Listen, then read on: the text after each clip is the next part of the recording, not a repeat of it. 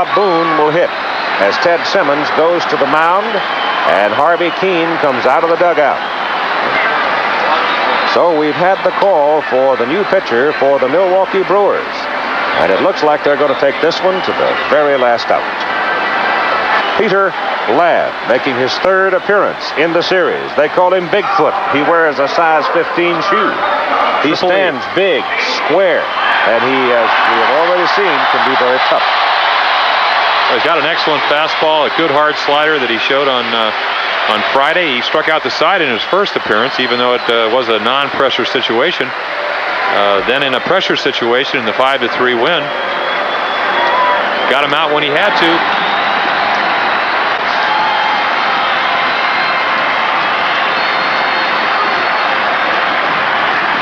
Squares, puts it down. Ladd fields it, underhand at first base, and they get the out as Wilfong goes to second. Well, this is what baseball's all about. There's so many times during the season where you rely on your short man like Peter Ladd to come in and do the job, and you have to wait and see if he does it. The third baseman, Molitor. His throw is on the money. 2 down.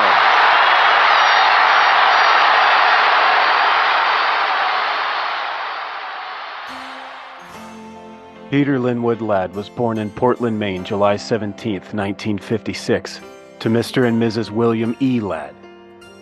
In 1971, his family moved south to Georgia, where he would attend Henderson High School in Atlanta.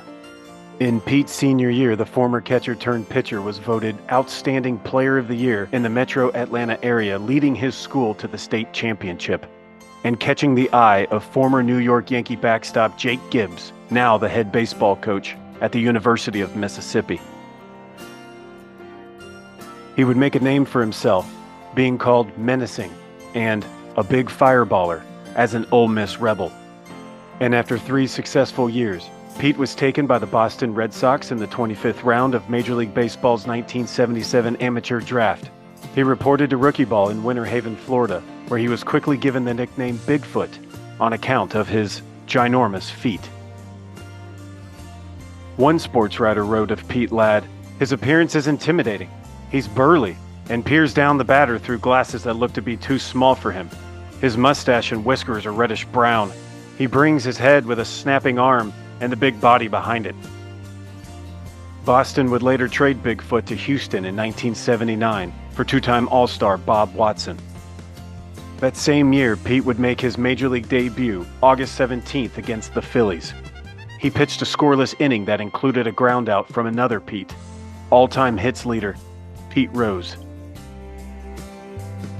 In the late 70s, early 80s, Pete Ladd worked as a corrections officer at Cumberland County Jail in Portland. During his time as a prison guard, he came across an inmate who couldn't read. Pete taught the prisoner the alphabet and basic English.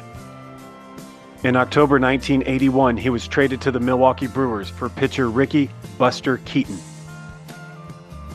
On his final day at the prison, Ladd jokingly wrote into the jail's scheduling book, "See you at the World Series." Pete was assigned to the Vancouver Canadians in the Pacific Coast League to start the 1982 season. On his 26th birthday, Bigfoot was back in the big leagues and getting a big win against the White Sox in front of 52,000 fans. And now, on the October stage with 2 outs, all of Brewers Nation and all the inmates at Cumberland County Jail witnessed the biggest moment in Milwaukee Brewers history. The 1-2 pitch, ball lined to Yount, it's short, he throws, it's over! The Brewers have won the American League pennant! Milwaukee, you have a World Series! Thousands of people streaming onto the field at County Stadium! It is absolute pandemonium! They are surrounding the Brewers! They have defeated the California Angels! Harvey Keene, the manager of the Milwaukee Brewers, and Harvey, words can't explain your feelings right now. You've overcome so much adversity. health problems, but it's all worth it, I guess, right now. It certainly is, Bobby. The greatest day of my life. Just the greatest. I can't explain it any better than that, Bob. And we got outstanding pitching today. Vuk pitched just an outstanding game. And Bobby McClure came in, got a double play ball, and then came back out and pitched great. And Peter Ladd, unsung hero, but boy, he certainly is some big man in this town tonight. Harvey Peter Ladd, talking about him, here's a man that was a late season acquisition by your club, coming from Houston to Vancouver, and then here in Milwaukee, and he was a very key factor, not only today, but in this series. Well, yes, he was. He pitched outstanding in this series, Bob. We got him. They said he could pitch. He was a great relief pitcher, and he certainly has proven that. One of the men of the hour here in Milwaukee, a very, very happy Peter Ladd. And Peter, I've got to ask you this. When you first arrived in the first few games you pitched in some heavy pressure and gave up some big home runs, and the heat was on you in this series. Definitely, but I put all that behind because in the playoffs you have to have everything going for you. You can't think about the past. That's what I did. I blocked everything out of my mind, said I want the ball, and let me pitch. In that first game at Anaheim, Pete, coming in the seventh inning, you struck out 3. It didn't look like an easy task, but it turned into that for you. I'm just grateful that I got an opportunity to pitch in that game. I got my feet wet, and I was ready from there on. And the series here in Milwaukee? This is tremendous. I'm out of breath, but I'll tell you, nobody said that we could come back and win 3 in a row. It's never been done before. Well, we just proved it, and we're going to bring a championship home here in Milwaukee. That's it from the clubhouse. It was such a special team and a special unit. It was just an experience that I'll never go through again, and it's my biggest feat in life, I think. Pete Ladd pitched 129 games for the Brewers over the next 3 seasons. His last appearance in a Major League game came on October 3rd, 1986 against Cleveland, when he struck out Corey Snyder. His last season came in 1987 for the Albuquerque Dukes and won the Pacific Coast League Championship. In February 1988, in an attempt to continue his baseball career, the 31-year-old Ladd purchased a full-page advertisement in the USA Today with the catchphrase, "Have fastball, will travel." Unfortunately, no team called Pete, and he was forced to hang up his giant spikes. Upon retirement from baseball, Ladd lived in Tucson for a time and was manager at Schwann's Fine Foods until he returned to Maine and worked for Hammond Lumber.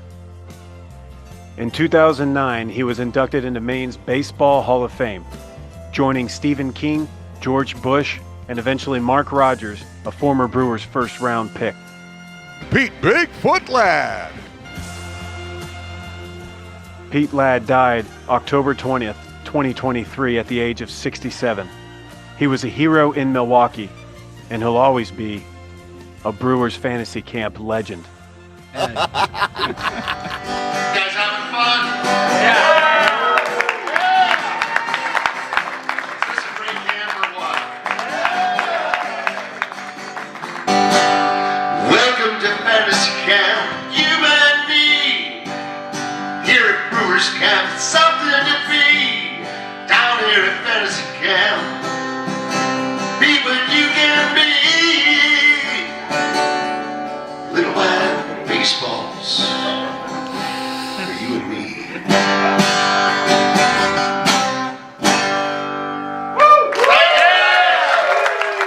What's your favorite part about fantasy camp? Because I know you just keep coming back. I just love the camaraderie. Whiz, whiz, whiz on Gorman's door.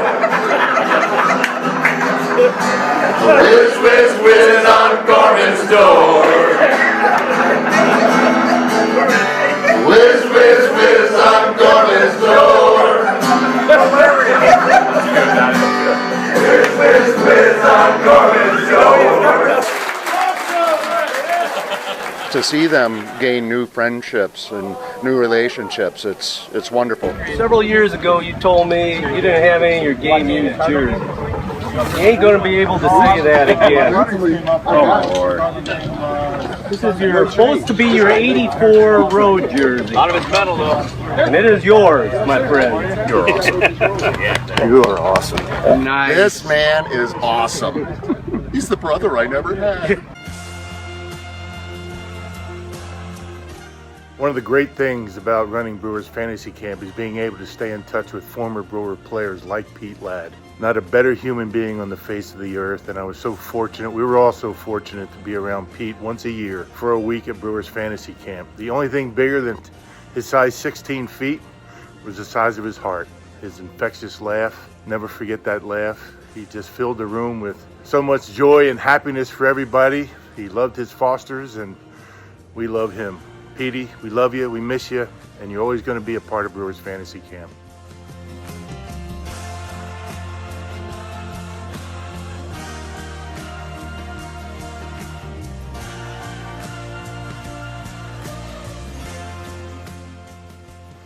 In life and in the sport, there's so many times you meet so many people that become friends, and sometimes those friends actually feel like they become family. To me, Pete Ladd was much more than that. He was my baseball brother. When we would see each other over a long period of time, he'd come running up to me, give me a big bear hug. Actually, I call it the Pete Ladd hug. It was very, very special. And his love that he had for his family, along with that infectious personality he had, when you met him, you knew it was something special and something that you were really going to enjoy. Goodbye, goodbye, sweet being, goodbye, sweet soul, goodbye. Goodbye, goodbye, sweet being, goodbye, sweet soul, goodbye.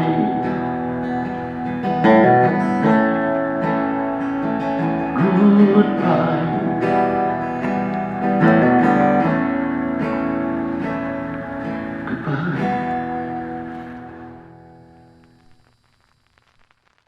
So, Pete, here is a toast to you. You will not be forgotten, and your memories will live on forever. Love you, brother.